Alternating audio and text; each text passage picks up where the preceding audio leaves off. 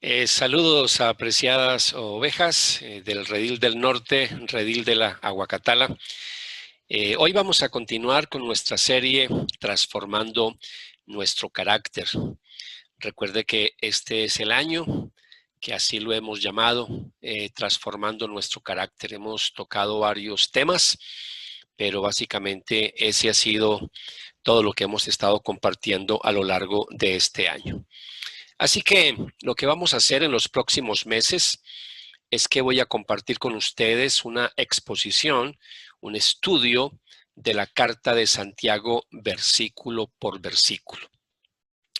La Carta de Santiago es una carta realmente fascinante. Es una carta que en tan solo 5 capítulos, 108 versículos, encontramos unos 54 mandamientos, algo no visto en ninguna otra carta del Nuevo Testamento.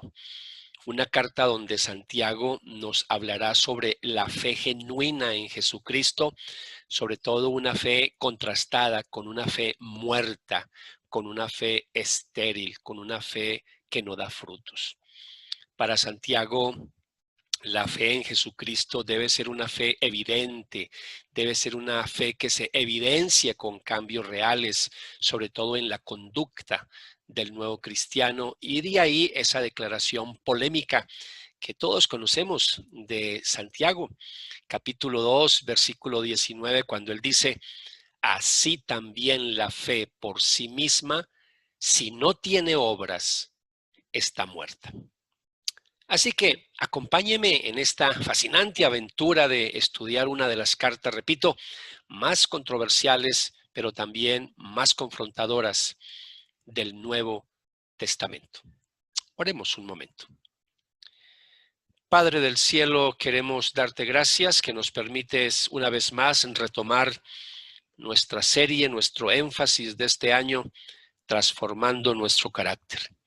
Sabemos que esa transformación, Señor, es por obra y gracia de tu Espíritu Santo obrando en nuestra vida, es por tu gracia. Pero también sabemos a la luz de tu palabra que a nosotros también nos toca, Señor, cooperar en esa transformación, porque no estamos hablando de la salvación, que es obra única y exclusivamente tuya, desde el comienzo hasta el final. Pero aquí estamos hablando de un proceso de santificación. Estamos hablando de un proceso de transformación y ahí la obra es tuya, pero también a nosotros nos toca hacer nuestra parte, disponernos, comprometernos, renunciar y tantas cosas que vamos a aprender a lo largo de esta carta. Te pedimos, Padre, que a través de tu Espíritu Santo abras nuestros ojos como siempre te lo pedimos para que contemplemos las maravillas de tu palabra. Permite que cada versículo que vamos a estudiar de esta preciosa carta de Santiago sea, Señor, un estudio no solamente revelador para nosotros, sino confrontador, que se cumpla tu palabra, Señor, que es útil para enseñar, pero también para corregir, para redarguir, reprender si es el caso, a fin de que nosotros podamos crecer a una estatura, a una madurez, como tú esperas de cada uno de nosotros, que estemos enteramente preparados, completamente preparados, maduros para toda obra de bien, Señor. Así que ayúdanos, pues, en este estudio que estamos empezando en el día de hoy, donde vamos a estar estudiando versículo por versículo la carta de Santiago. Espíritu Santo, toma control de nuestro ser en este instante, de nuestra mente, de nuestras emociones, de nuestro intelecto, para que podamos comprender lo que nos vas a enseñar en el día de hoy. Te lo pedimos, Padre, en el nombre de Jesús. Amén y amén. Bien, amados, así que las predicaciones que compartiré durante los próximos meses están basadas en los apuntes de mi segundo libro de la serie, Pongamos los puntos sobre las íes. Un libro que estoy terminando, espero terminarlo dentro de poco. Así que en mi primer libro yo les invité de esta serie, Pongamos los puntos sobre las íes, yo los invité a conocer las doctrinas de la gracia. Hablamos sobre cómo Dios es el autor de la salvación desde el principio hasta el fin, y terminé el libro invitándoles a vivir una vida santa. Si miramos con detenimiento la carta de Santiago, vemos que él tiene una preocupación por los creyentes que no viven una vida consecuente con su fe en Jesucristo. Muchos creyentes están viviendo vidas no basadas en los principios y mandamientos de la palabra de Dios, sino en los valores de este mundo. Con tristeza lo digo, pero eso ha sido a lo largo de toda la historia y en estos últimos tiempos con mayor razón. Sus vidas no se diferencian mucho de los no creyentes. Es por eso que Santiago emplea en su carta un lenguaje fuerte, porque eso es lo que está pasando en esa época. Encontramos advertencias en la carta de Santiago, encontramos también denuncias. Es una exhortación a los creyentes a vivir sus creencias. Pero quiero dejar claro que esta es una exhortación no para condenar, eso no es lo que hace Santiago, no es para condenar, sino que es una exhortación para corregir, para restaurar, de ahí la forma en que Santiago termina su carta. Si nosotros miramos el capítulo 5, versículo 19 y versículo 20, Santiago termina su carta de esta manera y dice: hermanos míos, si alguno de ustedes se extravía de la verdad y otro lo hace volver a ella, recuerde que quien hace volver a un pecador de su extravío, lo salvará de la muerte y cubrirá muchísimos pecados. Así que podríamos decir entonces que la carta de Santiago fue escrita con el propósito de corregir un error de práctica, es decir, ortopraxis, pero también corregir un error teológico, ortodoxia. Y ambos errores podríamos resumirlos en una sola frase: una fe inconsecuente. Así que el llamado de Santiago es a vivir una vida cristiana totalmente coherente con lo que se cree. Como ya mencionamos, uno de sus textos claves es: así también la fe por sí sola, si no tiene obras, está muerta. Esta fue la preocupación de Santiago. Muchos creyentes de su época enfatizaban la justificación por la fe en Jesucristo, pero entendieron mal los postulados del apóstol Pablo, ya que no querían vivir una vida santa, consagrada y apartada para Dios, que se evidenciara a través de una vida transformada, que no se contaminara con los valores del mundo. Esta también fue la preocupación de los puritanos, que vieron en su época como muchos creyentes enfatizaban las doctrinas de la Reforma, pero seguían con las tradiciones de la Iglesia de Roma y con sus costumbres mundanas. Y sigue siendo la preocupación en el día de hoy, donde vemos muchos cristianos celosos de sus doctrinas reformadas, pero poco interesados en vivir vidas santas. Grandes defensores y predicadores de la gracia, pero poco interesados en vivir esa gracia. Si en mi primer libro de la serie, Los puntos sobre las IES, los invité a conocer las doctrinas de la gracia, ahora quiero invitarles a que vivamos la gracia, pero que la vivamos para la gloria de Dios. Así que leamos el primer versículo del capítulo de Santiago. Yo, Santiago, esclavo de Dios y del Señor Jesucristo, escribo esta carta a las 12 tribus. Los creyentes judíos que están dispersos por el mundo reciban mis saludos. El título de la predicación para hoy es: vivo la gracia cuando me rindo a Jesús incondicionalmente. Repito, vivo la gracia cuando me rindo a Jesús incondicionalmente. Hay una iglesia enferma a la cual se dirige Santiago, una iglesia que necesita ser pasada por el quirófano y someterse a una cirugía profunda. Y como toda cirugía, necesita de un proceso de saturación al estilo PDS. Así que les propongo este acrónimo PDS para estudiar este primer versículo para que le quede claro, para que lo pueda memorizar, porque esa va a ser la estructura que nos va a llevar 2 fines de semana. Así que hablemos en primera instancia la presentación del autor. Presentación del autor. La carta comienza diciendo quién es el autor y empieza diciendo yo, Santiago. El nombre Santiago es una combinación de palabras latinas y españolas. Sant, de ahí viene santo, Iago, ¿cierto?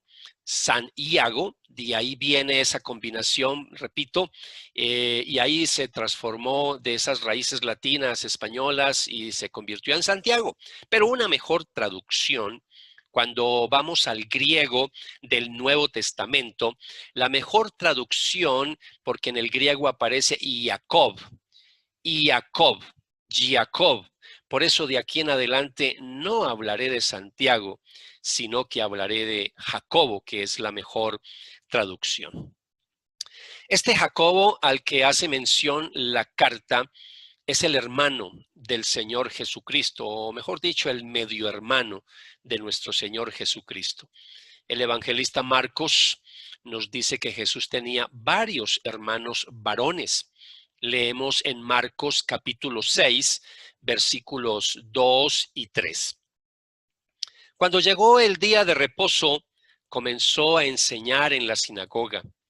Al escuchar a Jesús, muchos se preguntaban admirados, ¿de dónde sabe todo esto? ¿Qué clase de sabiduría ha recibido? ¿Cómo es que con sus manos puede hacer estos milagros? ¿Acaso no es este el carpintero, hijo de María y hermano de Jacobo, José, Judas y Simón? ¿Acaso no están sus hermanos aquí entre nosotros? Y les resultaba muy difícil entenderlo.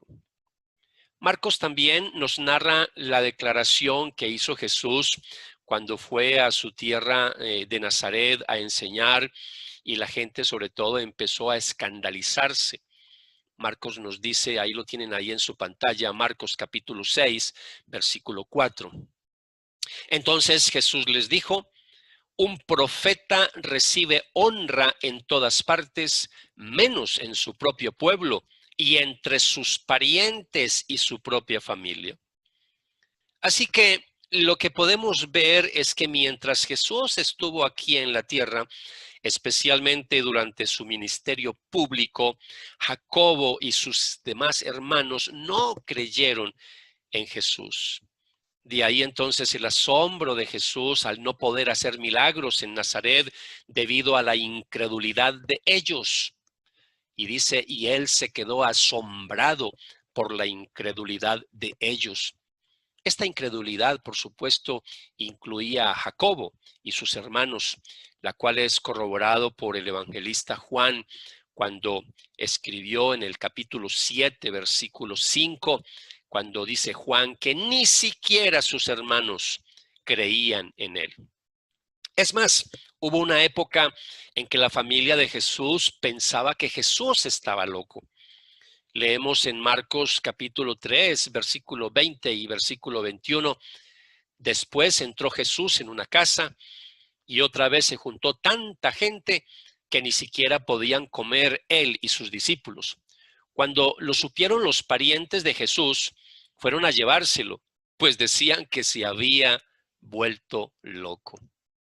Pero gracias a la bendita misericordia de Jesús, después de resucitar de entre los muertos, se le apareció a los 12 apóstoles y a otros creyentes, llamando la atención el apóstol Pablo al escribir a los Corintios, que resalte que Jesús se le apareció a Jacobo, solamente a Jacobo en alguna oportunidad. Leemos en el capítulo 17, en el versículo 7, dice así la palabra. Después se apareció a más de 500 hermanos a la vez, de los cuales muchos aún viven y otros ya han muerto. Y fíjese cómo el apóstol Pablo en el versículo 7 nos dice que luego se apareció a Jacobo y después a todos los apóstoles. Al parecer, a partir de ese momento se hace creyente Jacobo y lo vemos reunido con otros creyentes buscando de Dios. Por eso el evangelista Lucas escribe en el libro de los Hechos, en el capítulo 1, en el versículo 14, dice que todos se reunían y estaban constantemente unidos en oración junto con María, la madre de Jesús, varias mujeres más y los hermanos de Jesús. Y también lo vemos acompañando a los apóstoles en Jerusalén al comienzo de la iglesia. Luego de que Jesús fuera ascendido a los cielos, lo vemos también más adelante a un Jacobo, sobre todo, ganando mucho liderazgo entre los creyentes.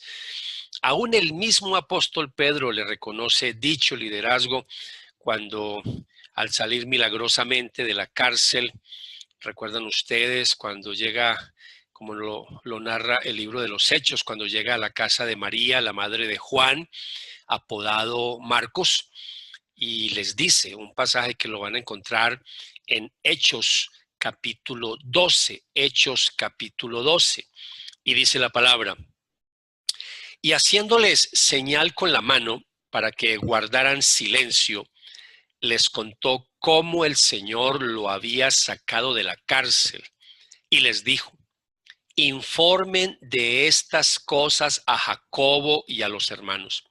Entonces salió y se fue a otro lugar. Su liderazgo fue muy notorio, fue tan relevante que llegó a convertirse en la máxima autoridad de la iglesia de Jerusalén, llegando a presidir ese famoso primer concilio de Jerusalén, que no tenemos tiempo para compartirlo en el día de hoy. Hechos capítulo 15, que se lo puede leer más tarde esta semana. Hechos capítulo 15, versículos 1 al 21. Y se ganó el respeto de los demás apóstoles, incluyendo al apóstol Pablo, que también al escribir a los Gálatas lo reconoce como una columna de la iglesia. Leemos en Gálatas capítulo 2, versículo 9. Al reconocer la gracia que se me había dado, Jacobo, Pedro y Juan, que eran considerados como columnas, nos dieron a mí y a Bernabé la diestra de compañerismo para que nosotros fuéramos a los gentiles y ellos a los de la circuncisión. Y ahora vemos cómo Jacobo entonces comienza su carta haciendo una autodefinición. Y por eso entonces, para que miremos el versículo que estamos mirando, apenas la introducción, apenas estamos empezando este estudio fascinante de la carta de Jacobo, conocida como Santiago. Nos dice el versículo 1, después de decir yo Santiago, yo Jacobo, dice esclavo de Dios y del Señor Jesucristo. Resulta maravilloso ver el contraste entonces de un Jacobo incrédulo mientras Jesús estuvo en la tierra y ahora de un Jacobo creyente después de haber visto a Jesucristo resucitado. Jacobo no empieza la carta identificándose como el hermano de Jesús, que bien pudiera haberlo hecho, claro, y de hecho se sentía orgulloso de eso, pero en cambio él decide mostrar su filiación con Jesús no como hermano, sino como siervo de Jesús, como siervo de Jesús. Una autodefinición que muestra mucha humildad, mucha humildad. Es más, el término que usa Jacobo aquí no es tanto el siervo como nosotros lo conocemos. El término que aparece aquí en griego es doulos, doulos. Un término usado ampliamente en la época bíblica para hablar de esclavos, siendo usado por los romanos con varias categorías, que es importante mirar un poquito el contexto. Lo que estamos haciendo, amados, en el día de hoy es ampliando un poquito el contexto histórico, cultural, religioso, para poder profundizar un poco más adelante en la carta.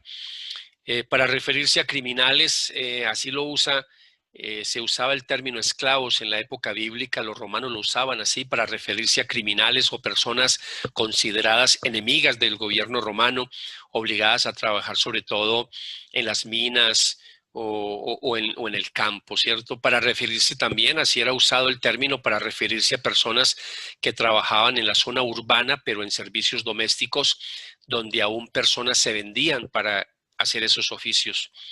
Luego estaban las personas que servían en la casa del emperador, llegando a veces a obtener cierta posición de autoridad.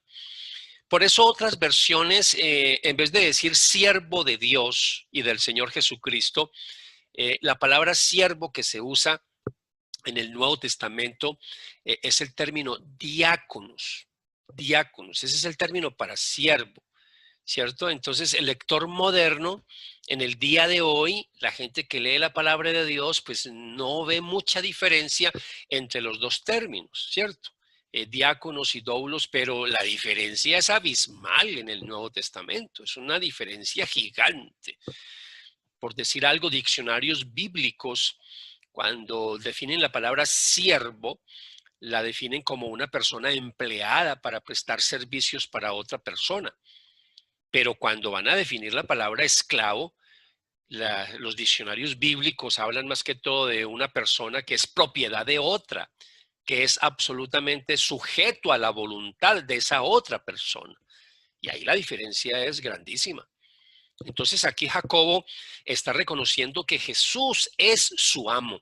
Por eso me gusta mucho cómo traduce este versículo la Nueva Traducción Viviente, que dice esclavo de Dios y del Señor Jesucristo.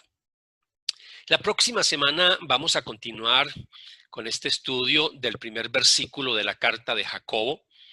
Ahora quiero compartirles en esta segunda parte, quiero compartir algunas aplicaciones con ustedes, sobre todo aplicaciones de índole doctrinal, aplicaciones de índole devocional y también en torno al discipulado.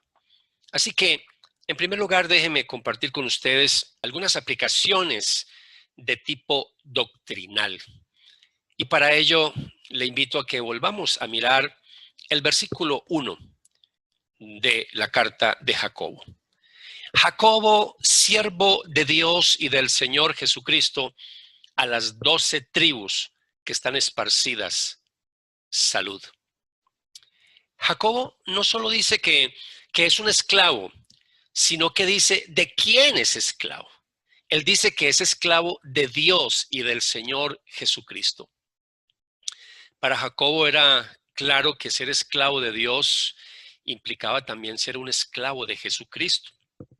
Lo que Jacobo está haciendo, para que entendamos un poquito lo que él está haciendo, es que él está dando un estatus divino a Jesucristo. Lo que pasa es que nosotros, pues como ya la mayoría de nosotros, pues esto es claro, pues pasamos de largo el versículo, pero aquí hay una verdad muy importante.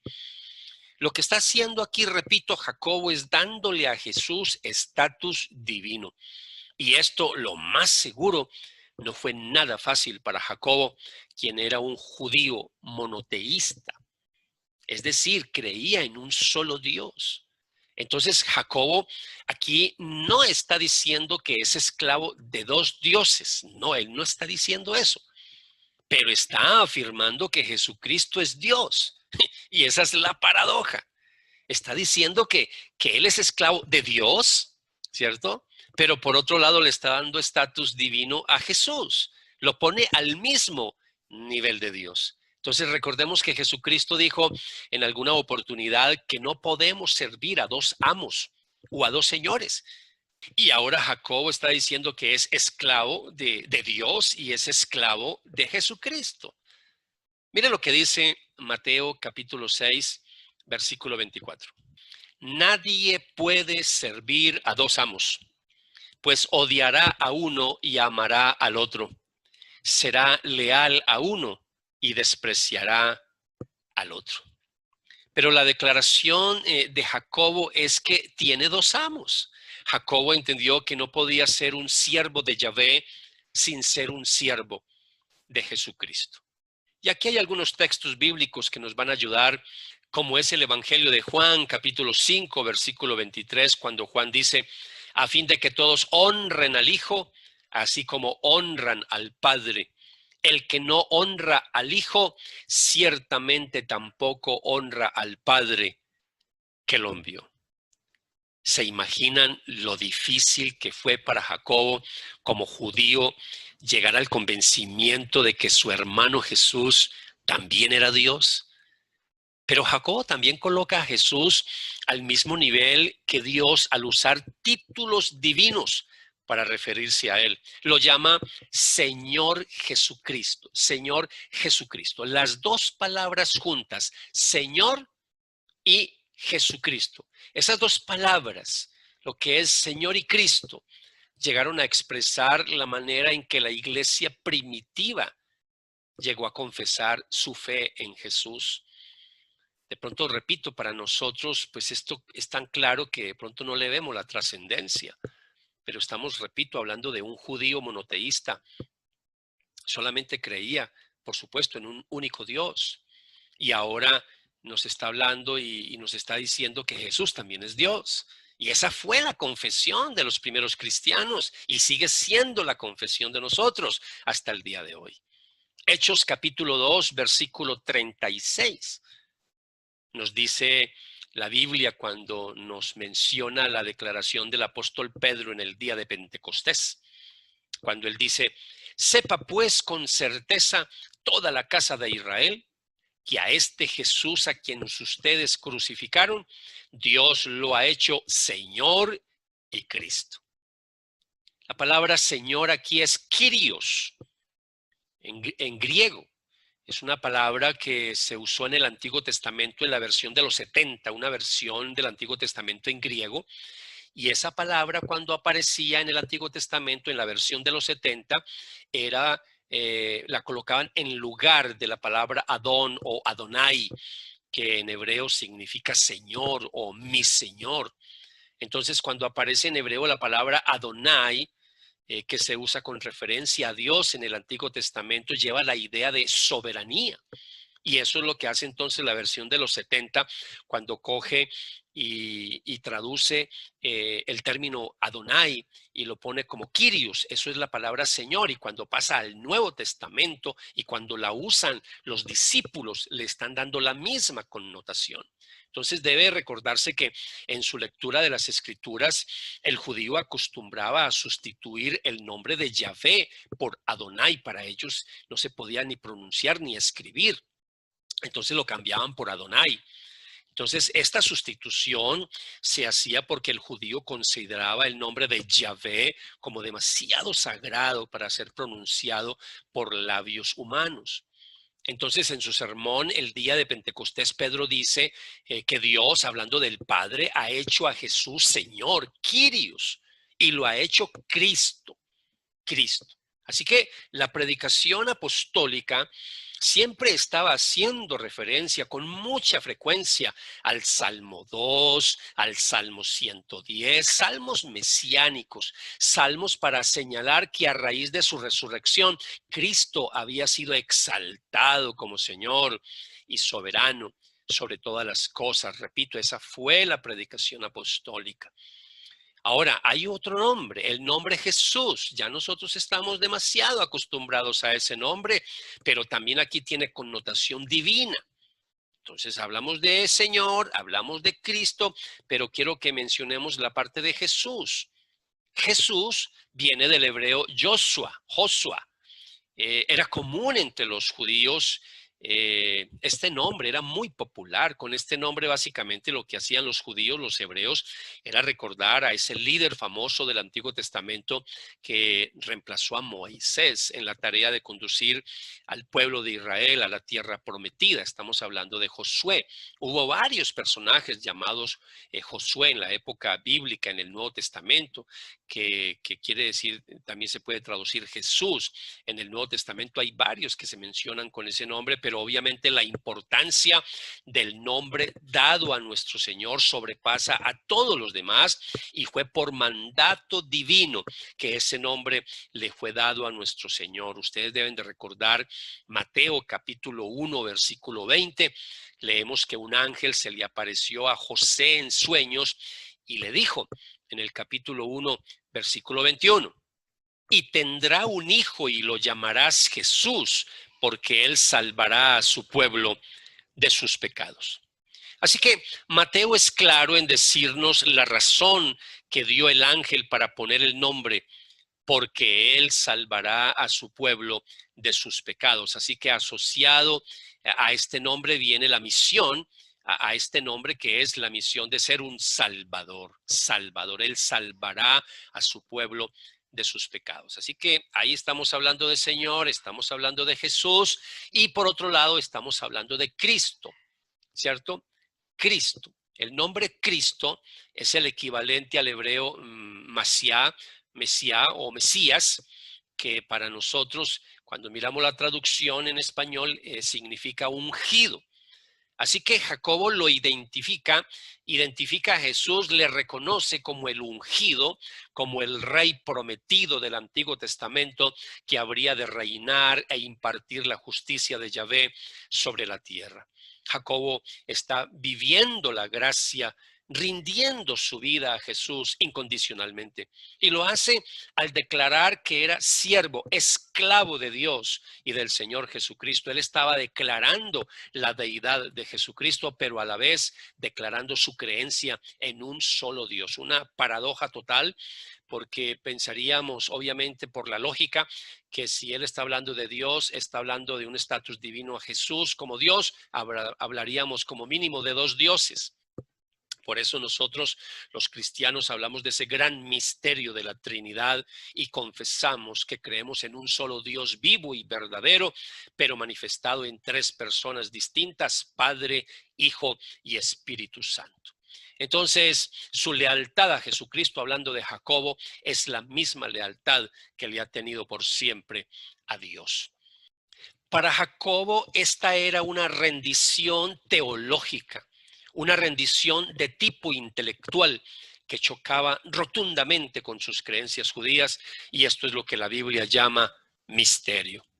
Pero el asunto para Jacobo no era solo creer una verdad teológica. De hecho, más tarde, en la carta que más adelante estaremos profundizando, más tarde Jacobo escribe en el capítulo 2, versículo 19. ¿Tú crees que hay un solo Dios? ¡Magnífico! También los demonios lo creen y tiemblan. Desde el comienzo mismo de la carta, Jacobo deja muy claro que abrazar una verdad teológica debe ir acompañada de una vida totalmente rendida a Jesucristo. A continuación, quiero compartir una segunda aplicación también de tipo doctrinal con ustedes, y pensando más en personas católicas que se han unido a nuestras comunidades cristianas. Y es la verdad teológica y doctrinal con respecto a los hermanos de Jesucristo. Recordemos que la Biblia habla de que Jesús tenía varios hermanos. En Marcos capítulo 6, versículo 3 leemos: ¿no es acaso el carpintero, el hijo de María y hermano de Jacobo, de José, de Judas y de Simón? ¿No están sus hermanas aquí con nosotros? A lo largo de la historia de la iglesia se han dado varias posiciones en torno a la identificación de estos hermanos de Jesús. Una primera posición sostiene y supone que estos hermanos eran primos de Jesús, hijos de una mujer llamada también María, hermana de María, la madre de Cristo. Y ahí empezamos ya mal, ¿no? Con esta teoría, que más que teoría es con esta invención. Ya empezamos mal. En una misma casa, dos hermanas llamadas con el mismo nombre. Hermana de María, la madre de Cristo. Esta es la posición de la Iglesia Católica Romana, también defendida por muchos teólogos de la Iglesia Episcopal y de la Iglesia de Inglaterra. Por supuesto, esta posición ha sido inventada para evitar una objeción insuperable a su doctrina de la virginidad perpetua de María, doctrina que sostiene que José y María no tuvieron hijos después del nacimiento de Jesús, que María siguió siendo virgen. Y no tengo tiempo para profundizar en los argumentos acomodados de los teólogos católicos para defender su posición, pero un argumento que la mayoría conocemos es que la Iglesia Católica dice que el término hermanos que aparece en Marcos capítulo 6, versículo 3, que ese término griego ahí que es la palabra adelphos, que significa primos. Primos, por eso hablan de los primos de Jesús, no de los hermanos de Jesús. Pero este argumento es sumamente pobre, ya que en el griego existe una palabra para primo, que es anepsios. Es muy claro en el griego la distinción entre primos hermanos y hermanos. Son totalmente diferentes estos términos. Así que la Biblia es clara en mostrar que la concepción de Jesús fue un acto milagroso, fue una concepción por obra y gracia del Espíritu Santo, pero la Biblia en ningún momento habla de un nacimiento virginal, habla es de una concepción virginal. Así que María tuvo a Jesús como cualquier madre, con sus respectivos dolores de parto, rompió fuente y luego tuvo el resto de los hijos con José, los cuales llegaron a ser los medio hermanos de Jesús. Una segunda posición es la posición de teólogos de la Iglesia griega ortodoxa que dicen que los hermanos de Jesús eran hijos de José por medio de una esposa anterior. Es decir, que José se había casado por segunda vez, pero en la Biblia no hay ni el más mínimo indicio de que José haya tenido otro matrimonio anterior. Así que nos debe quedar claro, amados, que los hermanos de Jesús mencionados en los evangelios son los medio hermanos de Jesús, hijos de José y María, nacidos después del nacimiento de Jesús, uno de los cuales era Jacobo y el otro Judas, los cuales escribieron las cartas respectivamente de Judas y Jacobo. Otra aplicación que quiero compartir con ustedes en el día de hoy, ya no de tipo doctrinal, sino más de índole devocional. Quiero llamar la atención a la humildad de Jacobo al escribir su carta, al no identificarse como hermano de Jesucristo, ni siquiera como apóstol. Una humildad que lo llevó a identificarse como esclavo, renunciando a posiciones y a títulos. ¿Qué diferencia con los tantos líderes, muchos líderes del día de hoy que andan obsesionados por los títulos y los que el cúmulo de títulos académicos los han llenado de soberbia y de orgullo? Me encontré con una publicidad muy diciente que refleja la enfermedad de los que buscan títulos de apóstol, pero que muy bien se puede aplicar a líderes eclesiales que solo se llaman pastores y que también se puede aplicar a algunos líderes de nuestras iglesias locales, que lo que están buscando es poder y reconocimiento en vez de servir con todo el corazón a nuestro Señor Jesucristo. Miremos esta diapositiva que quiero compartir con ustedes, una diapositiva muy diciente.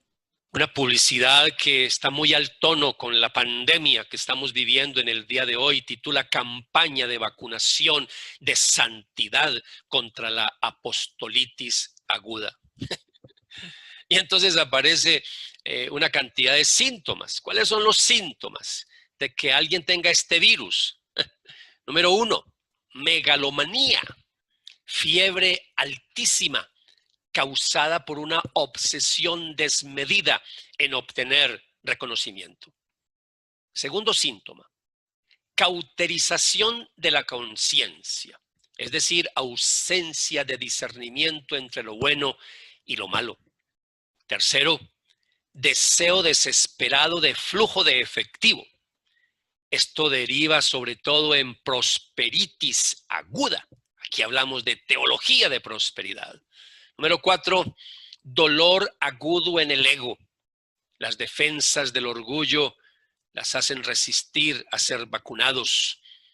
5, diarrea verbal, palabrería sin sentido, derivando en un triunfalismo y positivismo espantoso, el cual comienza a visualizar solo las cosas terrenales.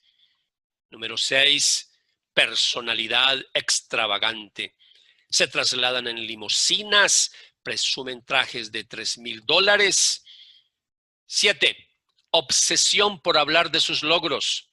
Solo hablan de sus viajes, solo hablan de sus libros, solo hablan de lo que Dios, cómo los usa, cómo los necesita. Número 8. Delirio de persecución. Andan con guardaespaldas. Se sienten como, dice aquí la publicidad, como Luis Miguel. Número 9. Aseguran tener autoridad apostólica. Poseen un deseo desmedido de controlar a la gente. Se creen dueños de las personas. Número 10. Incapacidad de oír consejos. Poseen una autosuficiencia tal que ni Dios puede aconsejarlos. Número 11. Comienzan a tener alucinaciones. Sueños, visiones, profecías, experiencias místicas. Muchos dicen desprenderse del cuerpo haciendo viajes astrales en los cuales visitan el paraíso o el infierno. 12. Dificultad para arrepentirse. Se creen infalibles y piensan que su palabra es la ley. 13. Trastorno grave de la conciencia. Despojan a las viudas de sus bienes y a los incautos que las siguen. Les quitan sus relojes, celulares, anillos. 14. Mentiras y falsas enseñanzas. Dicen recibir nuevas revelaciones de Dios. Número 15. Pecado. Hay avaricia, adulterio, sensualidad, lascivia. Número 16. Milagrerismo. Se desesperan por ver señales y milagros y empiezan a decir que les cae polvo y oro del cielo y hasta uno que otro diamante también les cae. Sin santidad nadie verá al Señor. Esta publicidad dice que hay un tratamiento para eso. El tratamiento es buena dosis de arrepentimiento, conversión, justificación, santificación, confianza total en Cristo. El tratamiento a seguir exige mucho, pero es el único camino angosto que lleva a la vida. Algunas recomendaciones en este tratamiento: acudir rápidamente a la palabra de Dios para examinarse y recibir tratamiento adecuado para su salvación. Si conoce a alguien con estos síntomas, huya rápido de su lado y repórtelo a sus hermanos en la fe para que sea puesto en cuarentena, evitando de esta manera que otros cristianos sean infectados con este nocivo y maléfico virus. Timoteo, capítulo 6, versículos 3 al 5. Quiero terminar en el día de hoy recordando nuevamente cómo Jacobo se identifica como un esclavo de Jesucristo. Cuando miramos un poco el trasfondo del Antiguo Testamento al respecto de la esclavitud, cuando un esclavo completaba 6 años de esclavo era libre de irse de la casa, pero si había desarrollado una profunda relación con su amo y su familia y quería quedarse, ya no renovaba su contrato por otros 6 años, sino que su compromiso era para toda la vida. Él renunciaba a sus derechos de forma permanente por el amor que le tenía a su amo. Y cuando esto ocurría, se hacía una ceremonia en lo que la rendición incondicional se hacía de una manera pública, pero también muy dolorosa, donde se perforaba la oreja del esclavo, siendo un símbolo de rendición y obediencia total a su amo por toda la vida. Quiero hacerte una pregunta. ¿Cómo está tu entrega a nuestro Señor Jesucristo? ¿Le has entregado la vida a Jesucristo de manera incondicional? ¿O le has puesto condiciones para servirle? Muchos dicen en el día de hoy: Señor, yo te voy a servir cuando tal cosa. Señor, yo te voy a servir si pasa tal cosa. Señor, yo te serviría y me entregaría a tu servicio, pero... Y ahí están los peros. Así que este sería un buen momento para que tengamos un tiempo de oración. Así que acompáñeme, por favor, para que le oremos al Señor. Si todavía tienes creencias religiosas al respecto de Jesús que no están sustentadas por la Biblia, dígale a Dios en tus propias palabras. Padre Celestial, te pido en este momento perdón si todavía estoy creyendo en tradiciones religiosas que no están basadas en la verdad de tu palabra. Me comprometo en el día de hoy a solo creer lo que la Biblia enseña. Gracias, Dios, por abrir mis ojos para salir de tantos errores doctrinales y teológicos con respecto a la persona de Jesucristo. Y con respecto al ejemplo que nos da Jacobo al presentarse como esclavo de Jesucristo, pídele perdón al Señor. Si todavía hay orgullo en tu vida, dile al Señor en tus propias palabras: Padre Celestial, te pido perdón en el nombre de Jesús, ya que muchas veces hago cosas en la iglesia o fuera de la iglesia para buscar mi propia vanagloria en vez de buscar tu propia gloria, Señor. Quita de mí toda soberbia y orgullo y ayúdame a entender que delante de ti no importan los títulos ni los logros académicos o materiales. Ayúdame a entender que solo soy un esclavo tuyo. Hoy quiero entregarme a ti completamente. Quiero vivir la gracia rindiéndome a Jesucristo incondicionalmente en el nombre de Jesús. Amén. Si estás en nuestras reuniones por primera vez y no le has entregado la vida a Jesús, te invito a que te pongas en contacto con la persona que te invitó para que te oriente sobre cómo dar los primeros pasos en tu vida espiritual. También nos puedes contactar a través de nuestra página web, donde aparecen los datos de nuestra iglesia. Aquí abajo en el canal de YouTube está toda nuestra información y no te olvides de suscribirte a nuestro canal y activar la campanita para que sepas cuando subimos videos nuevos. Un fuerte abrazo para todos. Dios les continúe bendiciendo. Dios les bendiga. Chao, chao.